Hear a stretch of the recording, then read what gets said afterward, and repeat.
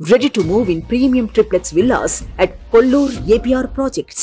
లక్ష్య సాధన నల్లేరు మీద నడక కాదు. కష్టాలు కన్నీళ్లు ఎన్నో ప్రయత్నాల వెనకే గెలుపు దాగి ఉంటుందని ఎన్నో విజయ గాథలు మనకు చెప్తున్నాయి. అలాంటి ఒడిదుడుకులను దాటుకొని గెలిచే సత్తా ఓరుగల్లు యువతకు ఉంటుందని మరోసారి నిరూపితమైంది.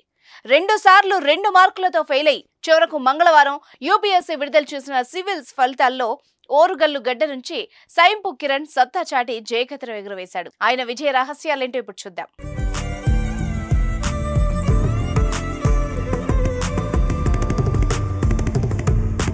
ఉమ్మడి వరంగల్ జిల్లా గీసుకొండ మండలం అనంతారం గ్రామానికి చెందిన ప్రభాకర్ రావు జయలక్ష్మి దంపతులకు ఓ కుమారుడు కిరణ్, కుమార్తె గిరిజ ఉన్నారు.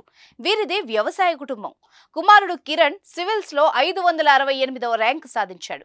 వరంగల్లోని జవహర్ నవోదయ విద్యాలయంలో పాఠశాలలో విద్యను పూర్తి చేశాడు.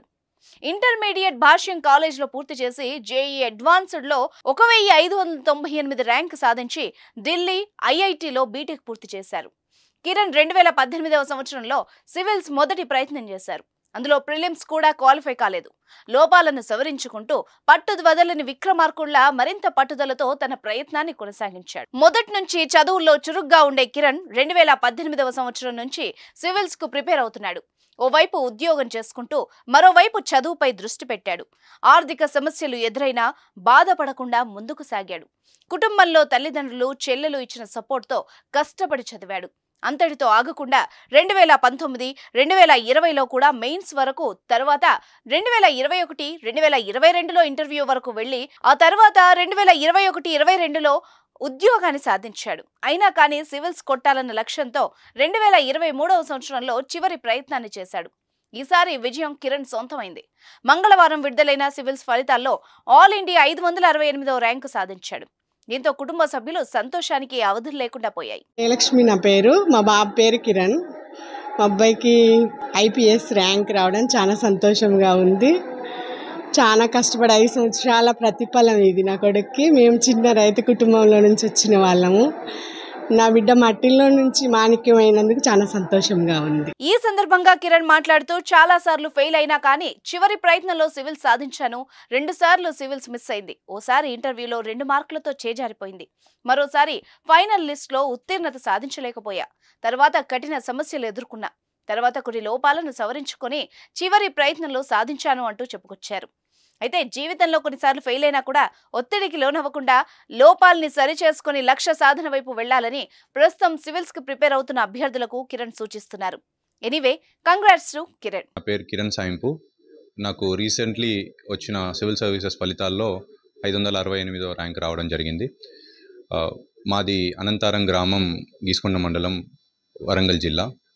మా ఫాదర్ ప్రభాకర్ రావు గారు, ఆయన వ్యవసాయం చేస్తారండి. అండ్ మై మదర్ జయలక్ష్మి, తను కూడా home maker and also she does farming. And my sister is a software professional అండి.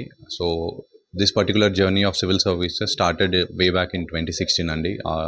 ఇది నా ఫస్ట్ అటెంప్ట్ కాదు. In fact this is my final attempt. నాకు ర్యాంక్ రావడం జరిగింది.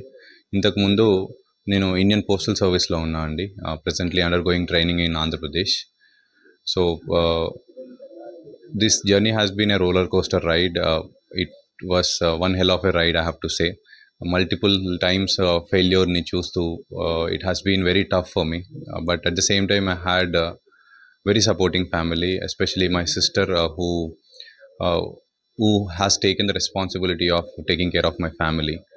So she was also supporting me economically when I was not earning and keeping on failing for this exam.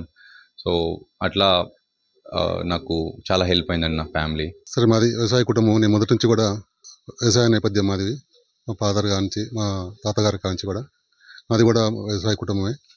ఆ రోజుల్లో చదువుకుంటూ 10th క్లాస్ వరకు కూడా ఇబ్బందికరంగా చదువుకునే రోజులు మాది.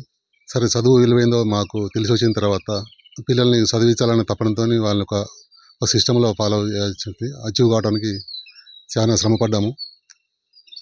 ఆ శ్రమ అంటే మేము అది నాటలతో చెప్పలేము. పిల్లల్ని ఈరోజు ఈ స్థాయికి వచ్చినందుకు కూడా కొంచెం ప్రౌడ్గా ఫీల్ అవుతున్నాం. ఇప్పటికీ మట్టి వాసన, మమకారాన్ని మర్చిపోలేని పరిస్థితి. ఇప్పటికీ దేశవాళీ ఆవు, దేశవాళీ గేదె, ప్రకృతి నేచర్ ఇచ్చినటువంటి పండ్ల చెట్లు పెట్టుకున్నాను.